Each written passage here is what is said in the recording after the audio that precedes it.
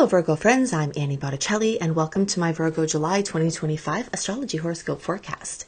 We are in a powerful moment in history where in a very short amount of time we have all of the outer planets, the ones that are really far from us, that move very slowly, having changed signs or about to change signs. It's rare that even one of them does it, but for all of them to do it in a short period of time is crazy, showing that we're going through a lot of evolution. Pluto, Saturn, Neptune, Jupiter, and now this month Uranus, changing signs. So we're going to do a deep dive into Uranus changing into Gemini and what that means for you as a Virgo. And we're also going to talk about a lot of shorter term energies, the things that are happening just now, including Mercury retrograde, specifically through Virgo 12th house, which we'll talk about. We'll talk about the new moon, the full moon, and other things you really need to know about this month to make it the best possible. This is for you if Virgo is your sun sign, your moon sign, your rising sign, or any other Virgo placement you're listening for. What I'm going to talk about here is part of your astrological picture. Very late degree Virgo friends, so birthdays like September 15th through the rest of the sign, or Virgo placements 23 degrees through the rest of the sign. I suggest you additionally listen to my Libra report, as you very late degree friends will benefit from both readings. Okay, so the way I'm going to work this is we're going to go in order of time frame affected. So I'll start with the shorter term transits that are present just now and for a short time around now, and then we'll build up to that longer term energy and we'll add the moons in at some point. Okay, so the first thing let's talk about is the sun is moving through Cancer. We are in Cancer season until the latter part of the month when the sun will join Mercury in Leo and the new moon in Leo. Okay, so that energy is going to deepen. We'll get to that. But for now, the sun has joined Jupiter in the sign of Cancer, bringing the energy of home and family and housing into the equation. In a long-term way, from June 2025 to June 2026, Jupiter will be expanding that energy for everyone. And for a few weeks, the sun will be expanding that energy for everyone. But when the sun and Jupiter move through Cancer, they move through the Virgo 11th house. And so let's talk about what that means in a short-term way and a long-term way for Virgos. So the 11th house is this energy of networking. It is your big long-term dreams, your groups and your teams and your community and your tech involvement and social interactions and social groups and social media. So you'll get a short-term boost with a long-term story expansion. In that arena, you are standing in front of a time where your friendship groups may be multiplied tremendously over the next year. Your involvement in group and community activities may also be expanding tremendously. I do go into more of the Jupiter energies in the June report, so you can go back to that and listen to more of that. But I just wanted to mention it as happening since it is, coinciding with the energy of the sun. So for the short term this month, you'll see extra effects of the sun shining a spotlight on those arenas of your life. When there's a spotlight shown on something, it shows us the great things about it. So you may be really shining in your groups. Your creative efforts may be lending themselves towards greater, outcomes where you're combining your efforts with other people. And you may also have this sun spotlight showing you the problems with this. Okay, so you may see some red flags in your friendships or your acquaintances or your teams or your networking. You may see some places where things are crumbling or need attention, or you may need just a revamp altogether. Since Mercury is going retrograde, Mercury rules Gemini and the energy of Virgo. So there is, every time Mercury goes into retrograde 3 to 4 times a year, there is this extra special focus on how we interact with other people. So you will be going back to certain things that you did before. You will be returning back and revisiting questions or problems or opportunities that you had. And this is a good time really to clean house in a short-term way. It's not necessarily the time to make the big friendship ending decisions, unless those friendships or networks were not of much consequence. But if you have to make a really big decision, you might want to hold off until the energies regulate a little bit, because July, let's give you some dates here. June 30th started the shadow period for Mercury retrograde. July 17th is the official retrograde until August 11th, and it will take until around August 26th to get back to full speed. So July and August are covered in this energy. Oh, and by the way, if you want to see my full retrograde direct planning calendar for the whole year, go to AnnieHelpsYou.com, scroll down till you see Secret Star Portal, or just search for Annie Botticelli Secret Star Portal organically. That service, including getting all of everything super, super early that I make and other perks, has my retrograde and direct planning calendar. So if you're trying to plan very important things for the year, the Secret Star Portal access is going to be your best tool, because I will tell you, a month or two ahead, like I am now, but if you want to go further than that. So basically this month is good for cleaning house in a more limited way, in things that are less consequential, maybe starting to ask questions that may lead to bigger house cleaning in those arenas of your life. But you will see all of this come up. Now, as Mercury, your ruling planet, goes into retrograde, you will get an invitation to do deep soul work, and that is because of its movement through the 12th house. Now, for all signs, the energy of Mercury going through Leo is going to, and retrograde through Leo will come up, and you will feel this too. Reconsidering romantic connections, reconsidering things involving your children or having children, going back to things with your kids or a romantic partner that were really great for you, or problems coming up from the past in these arenas that you have to address. So you will see a lot of that earthworm energy going inward and backward to make new soil for future growth. But specifically in this 12th house, this is the house of your deep unconscious mind. That's where this deep soul work, this shadow work, this behind the scenes reflection, this deep psychological investigation energy is coming up.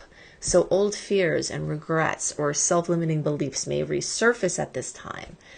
Not to haunt you, but to be cleared. But if you notice a rhythm, even like a person, there was somebody in my life who, there was some problems in the past. There was a breakup, a separation, a long-term separation, and this person would pop up every time Mercury was in retrograde.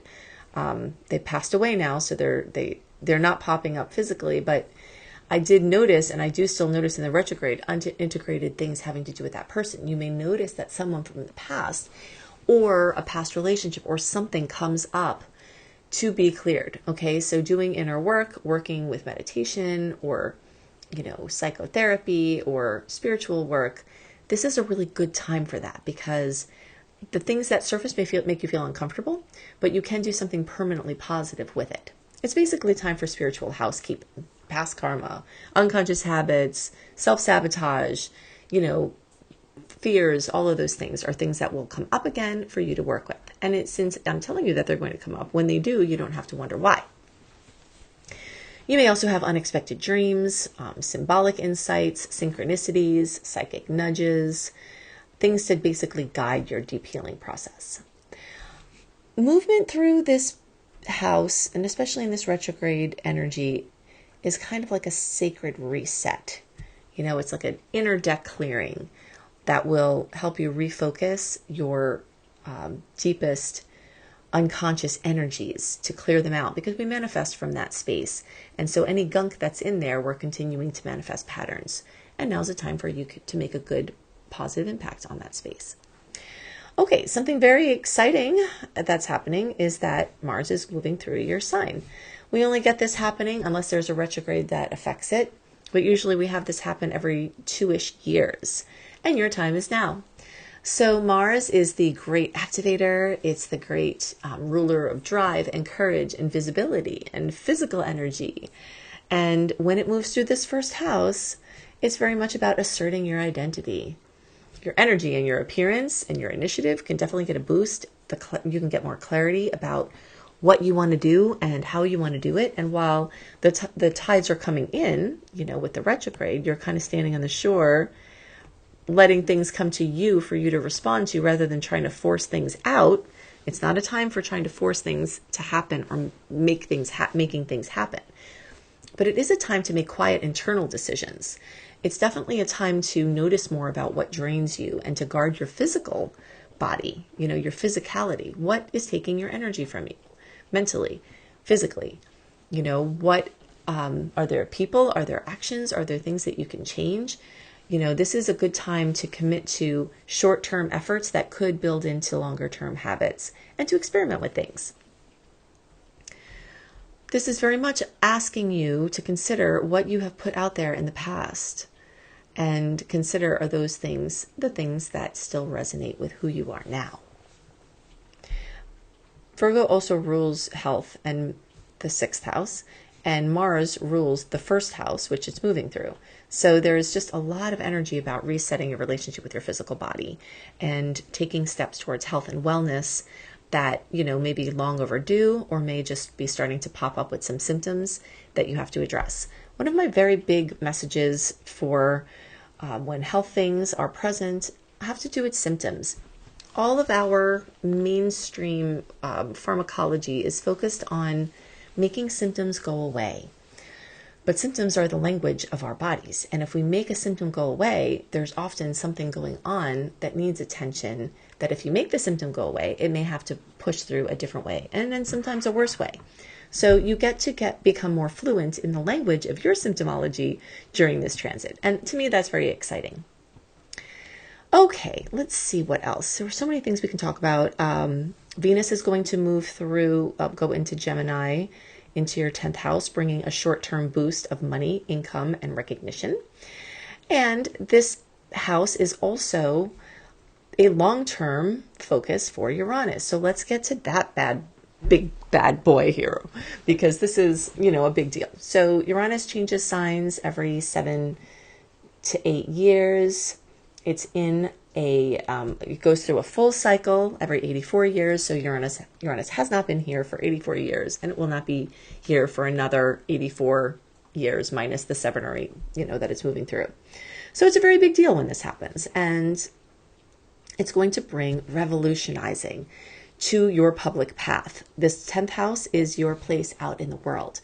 For many people, that's their career and work and employment, but it's also the things you do outside of work where you have a public face. And if you're retired or independently wealthy and you don't need to do work, this is how the public sees you, what you do, your passion projects of what you're using your gifts for out in the world. It's basically your life outside of, your inner world and just outside in the world.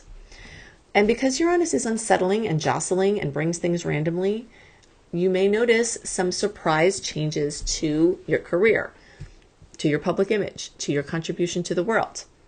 During these 7 to 8 years, your stable career may become more erratic.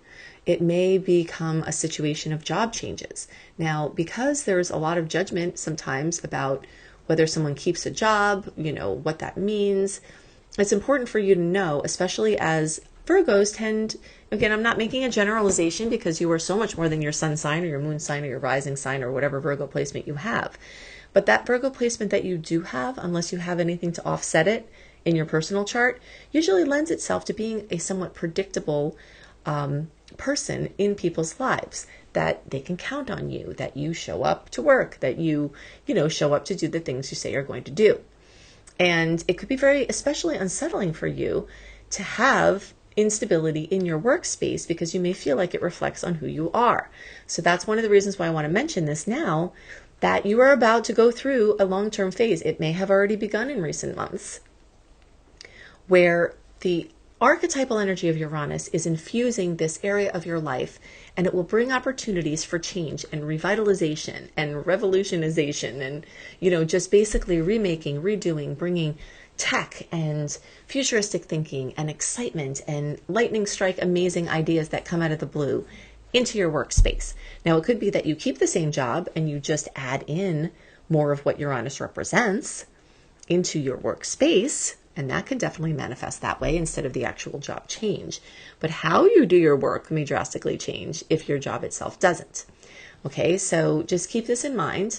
The traditional roles that you may have had, the external definitions of success, can suddenly feel restrictive because one of the key words of Uranus is liberation. So you may be liberated from your job. If you're fired or let go of, you might not feel liberated. You might feel stressed because you need money. But know that this is Uranus at work. So you might be getting opened up for something unexpected, a chance to reinvent yourself. And it can be very exciting, all right? And so this is going to take place over this long period of time, 7 to 8 years. You may become friends with this, and you may use it to cater to what you're excited about. So maybe now is the time, if you have been in a job that you hate and either they release you or you have an opportunity, which this transit can bring you sudden opportunities, to jump ship and try something completely different that brings you greater joy. Maybe you'll take a hit to the financial scene with that switch. Maybe you'll actually get more money due to the switch. There's nothing intrinsic in this that says it has to be bad for your money. It's just unstable. And depending on how your relationship is with your finances, it can be disruptive in that way. It also may change what your definition of success is, and you might have to redefine that more on your terms. All right, so we talked about all of that. Let's talk about the moons. July 10th, we've got a full moon at 18 degrees of Capricorn.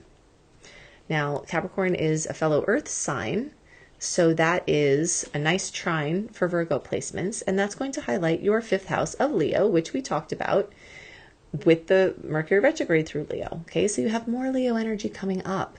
That full moon can bring fullness, completion, fruition, drama to romance, to dating, to your relationship, to your true love, to your children, or your creative efforts that aren't babies.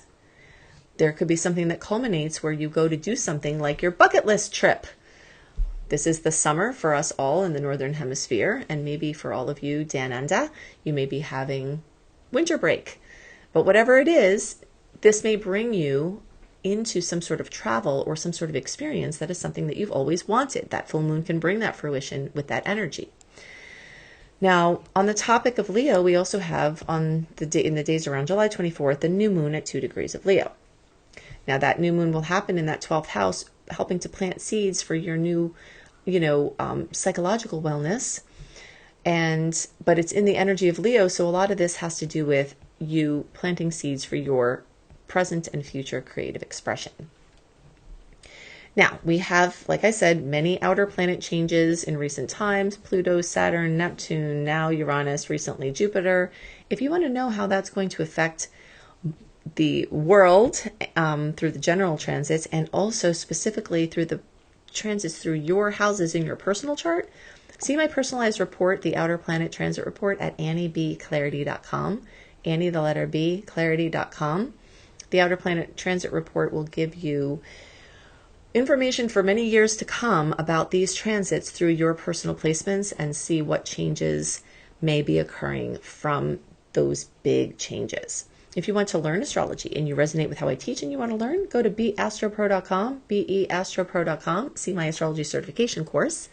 If you want to have more sweet and salty dates, my monthly written star report 1 month early, go to anniehelpsyou.com, put your name and email address in to join the free VIP community. Get the welcome letter. There's an archive link. And then you just put in July 2025 astrology, and you will get all of the best dates if you're trying to plan something, all the ones to watch out for, and all of that ahead of time. I hope you have a wonderful month, and I'll see you next month. Bye.